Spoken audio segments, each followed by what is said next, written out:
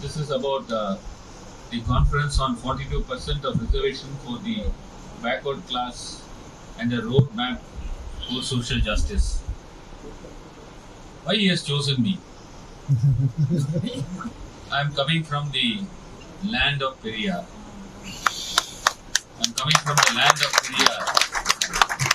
The social justice front runner is Tamil Nadu. We have a stalwarts, even today a living stalwart, Mr. M.K. Stalin. We had leaders after Thandai Periyar. We had leaders during his time, Peraringer Anna, Kalaignar Karunanidhi, and Mr. M.K. Stalin. And that is how we are able to lead in the fight for social justice in this country. Friends, when you see India, the top is Jammu and Kashmir. But when you see the fight for social justice, the top is Tamil Nadu. So you have to put it upside down and see that Tamil Nadu is first, topping in the hierarchy. Friends, you all are aware that this reservation is nothing new so far as Tamil Nadu is concerned. We have a communal reservation in 1920, date back to 1920. You know, our fathers, they gave reservation for the Brahmin community. Today we are fighting against them for getting reservation for us. Those days, 1920, the first communal GO was in Tamil Nadu. And that is how the reservation were followed decades together. And when India adopted the constitution, when the constitution was adopted, 1950, the constitution came into force. We had problems. Very interesting, friends. I will tell you one thing. Today, we are able to rescue Sunita Williams from the space. We are able to send one spacecraft. They are able to get from the space Sunita Williams, who have gone there for only 8 days. But she was stuck for about 9 months. So the US sent a space aircraft, a Dragon aircraft, got her safely to Earth. India sent a Chandrayaan 3 and it landed in Moon. And we were able to see by ourselves. But unfortunately, for 42% we are assembled here and we are breaking our heads. That is the saddest part. Against whom we are fighting? We are able to conquer the space, but we are not able to conquer our own persons. We are not able to come to a justifiable conclusion that, look, we have grown in large numbers, the backward class have grown in large numbers. We need more of space, more of reservation. We are not able to satisfy our own colleagues. When EWS 10% was given in 2019, was there any study, friends? I am asking to you, was there any study? No. Anyone demanded 10%? But you gave in golden plate. You offered them in golden plate. And today, there are no takers in EWS. And the cutoff mark, if you see, I am telling everywhere this, a scheduled tribe candidate, his cutoff mark is higher than EWS. It is enough you write the exam you will immediately be welcomed, you will be getting a post or you will be getting an admission. That is the way, one type of people are able to command our society. So that is why I said, friends, when we are able to send persons to the space, bring them back, send to Chandrayaan. But however, so far as the increase of reservation, we have to fight with only one type of persons. So therefore, friends, we are pioneers. 30 years back, in 1994, because of Dr. Kalaignar Karunanidhi, we got 69% reservation. No one was able to lay their hands over this reservation all these years. We are very successful. We have lifted everyone and brought them into the mainstream. All marginalized communities, we have brought them because of the hard work of Dr. Kalaignar Karunanidhi. And today Mr. M.K. Stalin is leading the entire war for social justice against certain people. Friends, we have to understand what for the reservation was given. Can you give the reservation to the persons who have already grown, who have already enjoyed, who have already come to positions, and all these years they are occupying the top classes, top positions? So reservation, the entire intention is, it is a positive affirmation. My friend Mr. Prasad, he was nicely saying that is a positive affirmation. We have to bring all the downtrodden, give them an opportunity. You have not enjoyed the education, you have not enjoyed the government jobs, and for years together they have enjoyed, the upper caste they have enjoyed. I am not, upper caste means I am referring to one particular, I don't want to tell that name, that caste.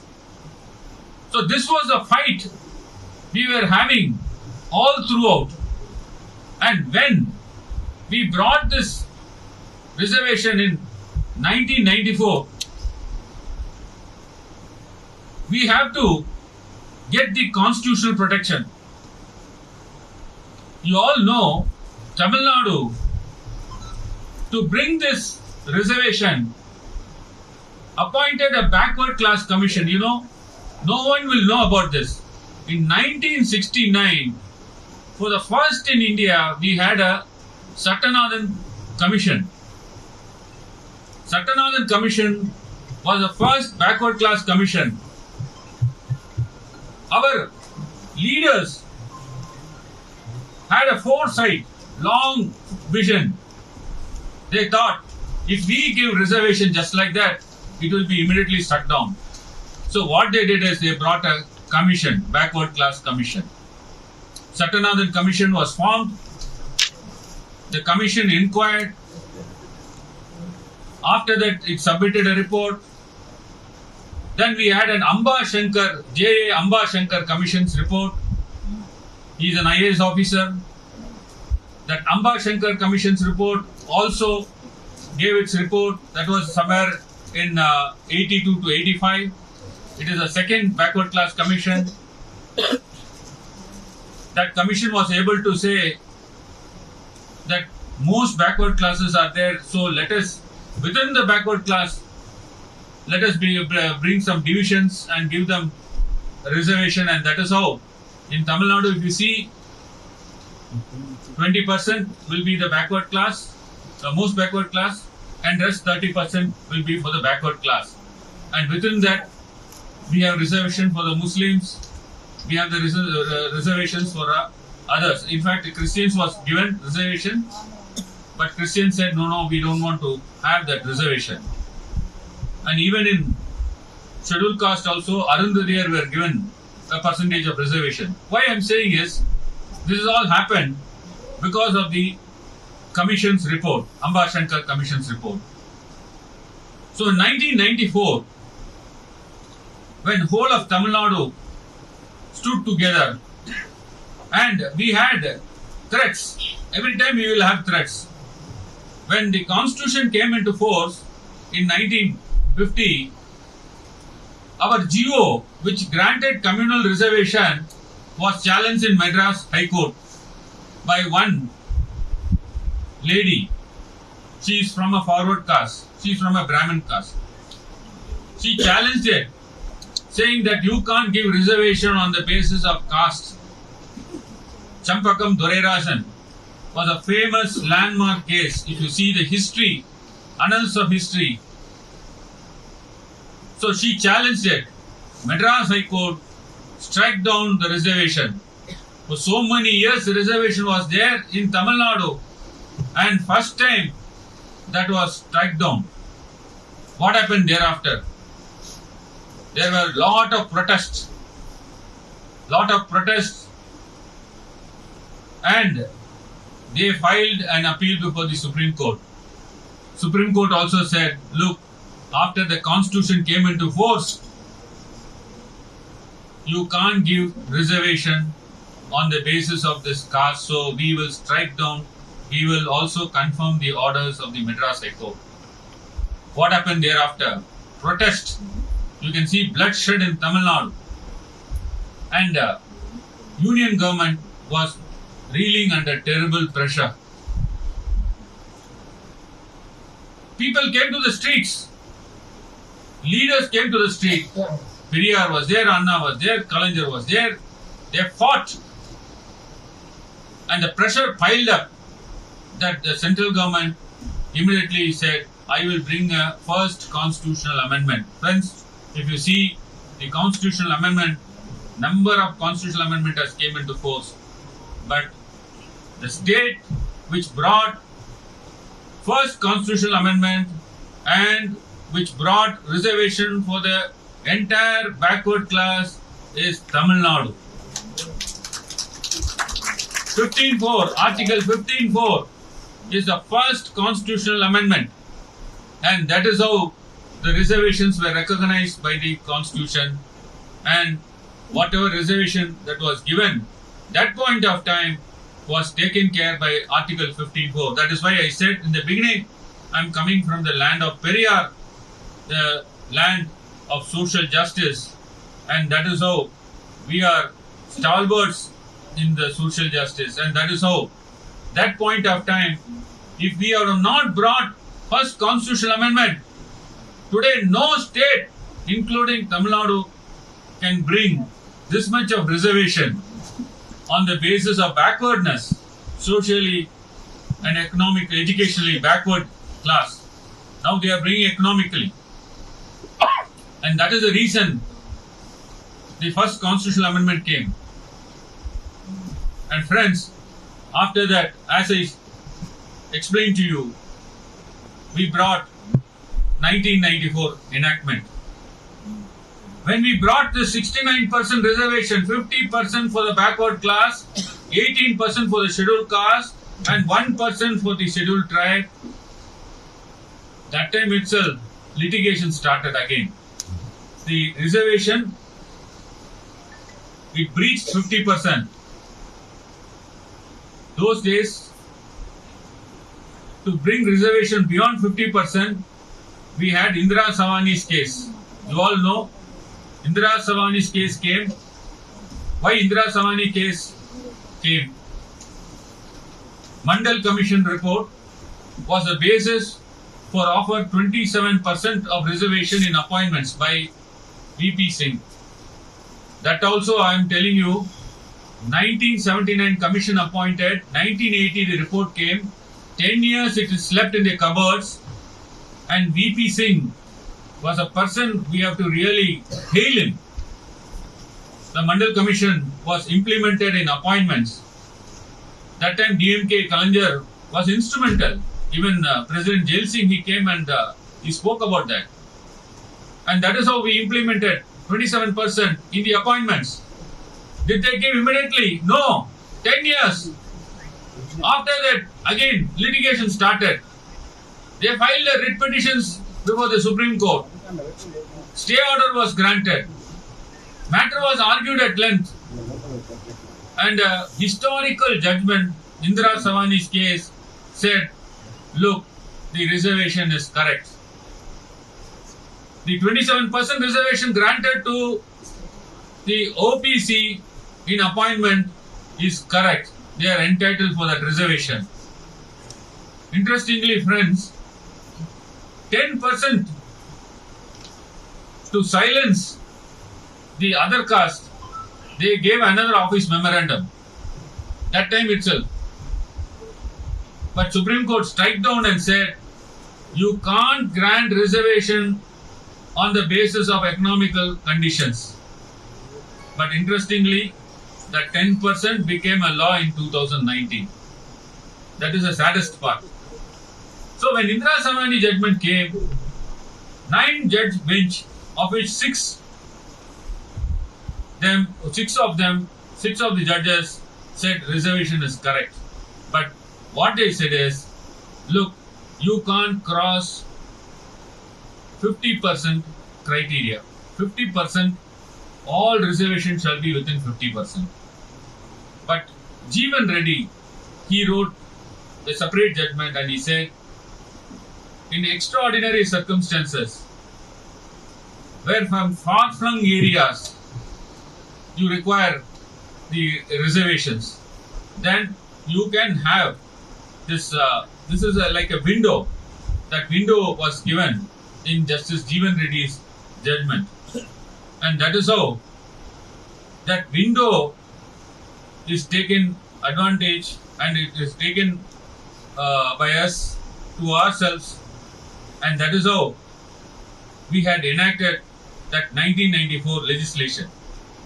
In 1994 legislation in Tamil Nadu, on the basis of these backward class commission's report, we have clearly come to a conclusion that we require 50% of reservation for the backward classes, 18% for scheduled caste and 1% for the scheduled tribe. Friends, this 69% reservation was reserved for the assent of the President of India. Kindly follow this. When we legislated, all parties came together. Like now, 42% is being done in Telangana. I really appreciate all parties are in one floor, one platform. I really thank them.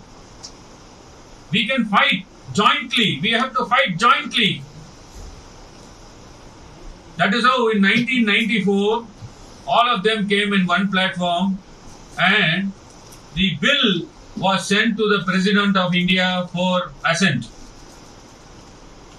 The bill was assented.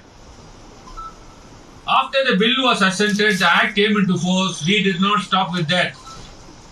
We know they will make us to run and hit behind. That 69% of reservation, in order to protect, we can't leave just like that.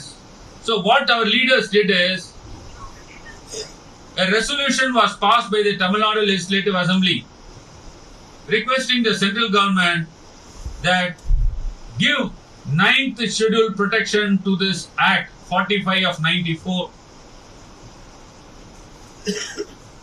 All parties came together jointly and the Tamil Nadu Legislative Assembly passed a resolution that this Act should have the 9th schedule protection. The protection under Article 31C, because this bill, this Act is pursuant to a directive principles to take care of the directive principles of state policy, and Article 39, they projected that this bill should be safeguarded and therefore it requires an Article 39C protection. After that, they went and met all of them, and Parliament by an Amendment Act they amended 9th schedule and they brought this Act 45 of 94 and kept it in the 9th schedule. 9th schedule means it is just like a big wall. Imagine. It is like a big thick wall and you are inside it. No person can come and hit you. No person can come and conquer you. That is how this 9th schedule protection was given. And the act was kept in the 9th schedule, and from that day onwards we are protected by the 9th schedule constitution. Now friends, we have all assembled here. When Mr. Ishwarya called and told me, sir, please tell how to go about, how to proceed further. I really appreciate. I have gone through this bill. In fact, the government has taken a very careful steps. They have measured the steps and they have carefully approached this issue. I could read from the objects, statement of object and reasons, that they have in 2024 taken a decision to undertake socio-economic, education, employment, political and caste survey. This decision was accepted by the government, placed in the state legislature, and they brought a commission, Busani Venkateshwara Rao IAS, to collect this contemporaneous, rigorous, empirical inquiry and data, not only for the local bodies but also for the jobs and education. After that, they appointed another commission, dedicated commission, Busani Venkateshwara Rao. The data which is collected was examined by this commission, and after the empirical data, analyzing of this empirical data, the one-man commission has recommended for this 42% of reservation, enhancement of reservation.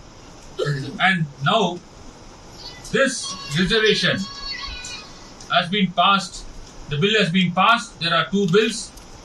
One is for the appointment and education, appointment in the court. The other one is for the local bodies.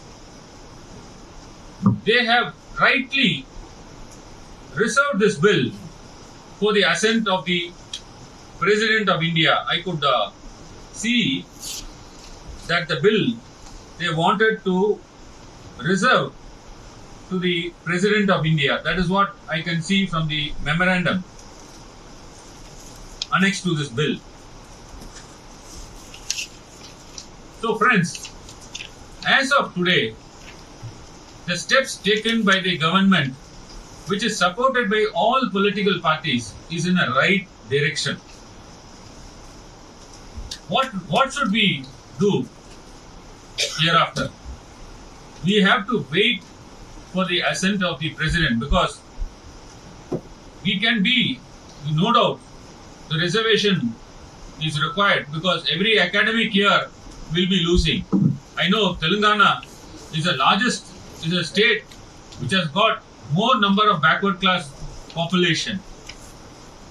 The amount of reservation, when I inquired with our beloved Justice Ishwarya, he told me that 29% is for the backward class.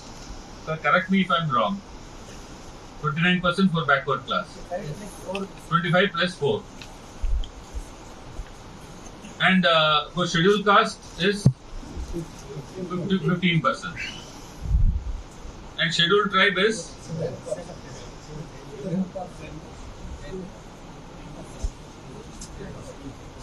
7. So now, now it is 10%. So that's a 6%. So now under this new bill, they are enhancing to 42% for OBC, backward class, then 10% for the scheduled tribe and 15% for the scheduled caste. So therefore, after the assent is obtained from the president, the another process is to keep this in the 9th schedule. That is another exercise. So unless we get the constitutional protection, why we are asking for the 9th schedule, friends? 9th schedule is a complete, I said it's a big wall, it's a barrier, it protects from unnecessary threat. It safeguards. This 9th schedule, the Supreme Court, recently in 2006, I would say, that no act could be challenged. It can be entertained in court of law, except it violates the basic structure of Constitution. So that is a judgment in I.R. Coelho's case. They have said that whatever acts which is kept under the 9th schedule, which is kept away from the judicial scrutiny. Why today we are afraid about the court? I have to tell you one thing. That is why I am asking for a social diversity in the appointment of judges for the Supreme Court and High Court. Our people are not there inside the judiciary. Ultimately, it boils down. Unless you take the case of Indira Savani's case, take the case of Ashoka Thakur. Everywhere, one K.G. Balakrishnan was there. And Indira Savani's case, Ratnavel Pandian was there. So we need judges who can understand the problems of the downtrodden, the requirement, the necessity. When we are able to send persons to the moon and to the space, but you are not able to understand the ground realities. How can within 27% the reservation can be confined to? Where is the hard and fast rule in the Constitution? I am asking, did the Constitution say that you can't have reservation beyond 50%? Does Article 15 says like that? Does Article 16 say like that? This is all judge-made law. One point of time, right, Indira Savani's case we hailed. We had no other that time because 9 judges were in our side. Now we have outgrown. We have grown in numbers. That is why I said in 2019, no one asked you, you gave in golden platters 10% for a population of 2%. And whatever positions they have already held, they have already been educated. And the very intention of giving reservation is now defeated. What you said for reservation, yes, to bring them to the marginalized sections of the society, to the mainstream. Reservation is an affirmative. Indira Savani's case said, no reservation on the basis of economic condition. Now what happened? EWS, the same Supreme Court sits, Constitutional Bench says, Baba, that is all for you only, not for EWS. Those laws laid down 50%, that is all for you only, not for EWS. Show me the person, I'll tell you the law. Now they say economically they are entitled for 10%. One good thing which we were able to capture from EWS judgment is Justice Dinesh Maheshwari says that this doesn't violate the basic structure of Constitution. Reservation doesn't violate the basic structure of Constitution. If he says that it doesn't violate the basic structure of Constitution, 9th schedule cannot be challenged. That is why I am saying today, you bring your this 42% reservation in 9th schedule, no one can touch you, because 5 judge bench has said when you come for EWS, this doesn't violate basic structure, because we all argued. I was one of the person to argue. vociferously argue. And I said it violates basic structure of constitution. Now the judgment of EW says reservation has nothing to do with the basic structure of constitution. So that is why I say that EW's judgment, one way, if you bring this act into the 9th schedule, will certainly be protected, and court also will not interfere, because we have a precedent. We have a precedent. 5 judges now said this does not violate the basic structure of constitution. So therefore, friends, this steps which has been taken by the government and bringing in this legislation, I really appreciate. And we can't now go for any drastical decision that will affect the legislation. At this juncture, I have to tell you one thing. In Bihar, they brought one legislation. They also did the survey. They brought the legislation, 65% of reservation. But the assent was not given by the president. Assent was given by the governor. There was no 9th schedule protection. They did bona fidely. I'm not, because I'm also appearing for the cases arising out of this judgment of Bihar Patna High Court.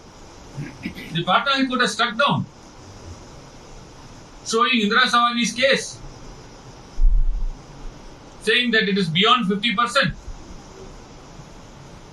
So we have to be very careful, friends. We have to measure our steps. And that is why Ishwaraya thought better bring one person from Tamil Nadu, he will explain to everyone. Because in our state, everything we do it very planned. That time our leaders planned like anything, and today we are reaping the benefits out of it. And even now also our leader, Honorable Mr. M.K. Stalin, he took up the delimitation cause.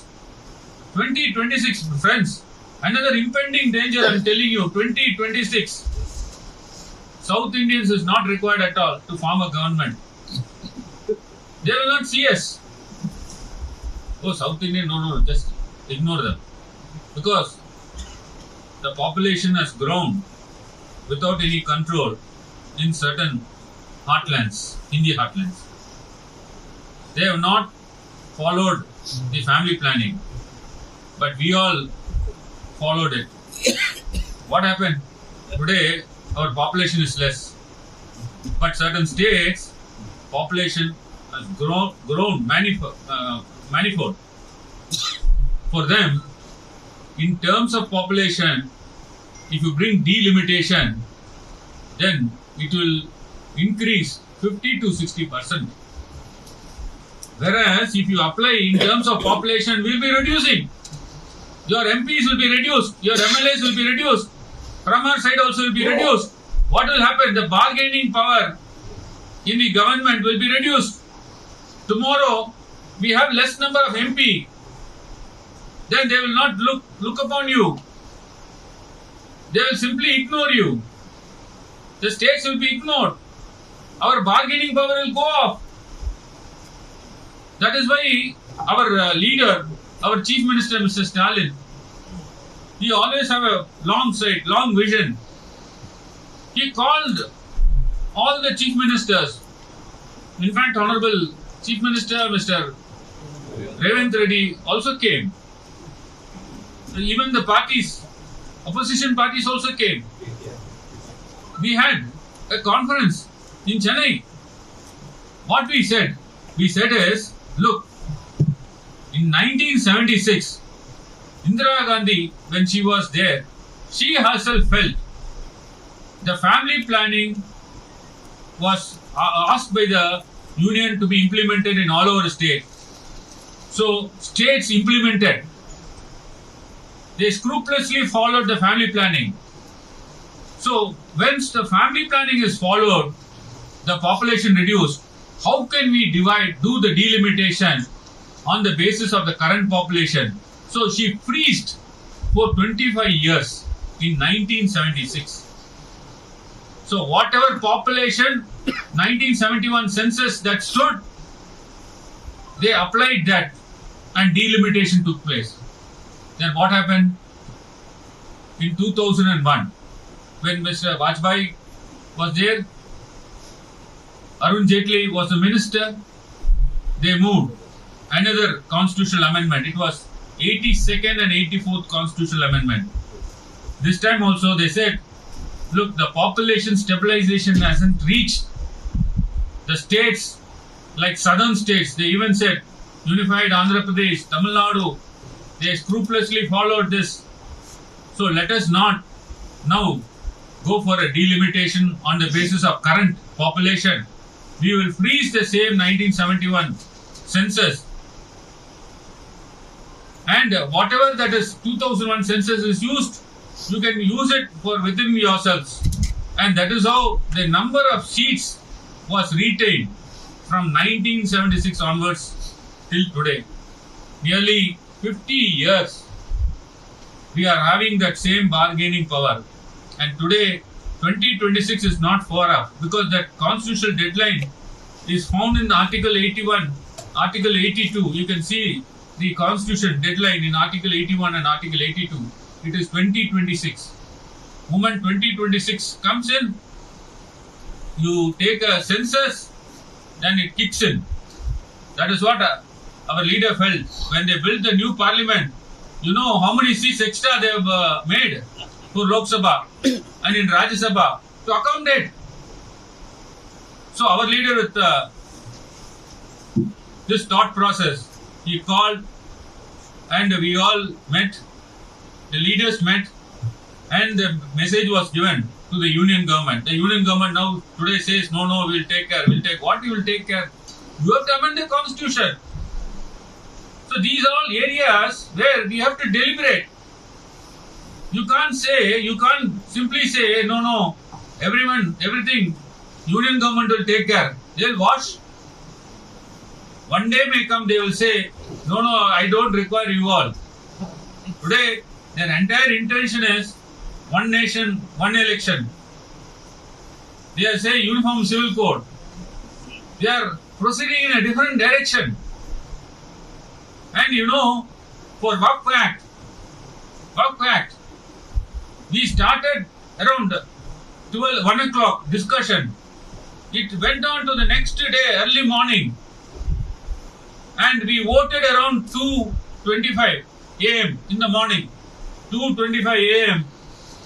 The properties completely, it went off to the hands of the Muslims, brother Muslims.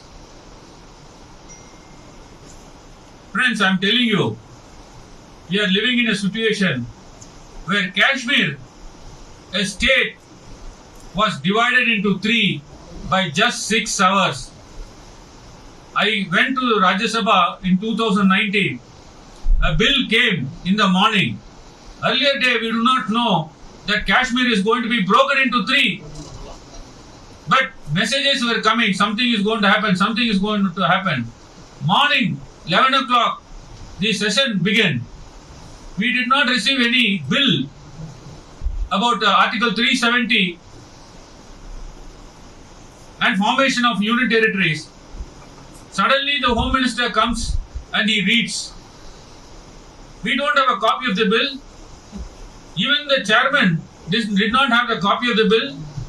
After a few hours, big packets are coming. They are breaking the packet. I don't know where from it is coming. From there they are taking and giving the bill. And the chairman is saying, 4 hours time I will give you. You all should debate. Come back today, the bill will be decided. Friends, see, morning Kashmir was 1. Evening it was broken into 3. So we can't relax, friends. We can't relax. And these types of deliberation conferences is all very important. Why we are shouting from the southern end? Louder, louder. You should hear, the deaf ears. We can't keep quiet. We can't allow them to take care of our rights. They will not take care. They will destroy our rights. As I said, one day, a day may come, they will say, by law, you should eat chapati. They may say, you eat puri. You all worship. They will say, this is the new God. You have to worship this God. This is the law. Friends, therefore, time has come that we have to assert our rights. And this is the way we have to take forward so far as this 42% reservation is concerned.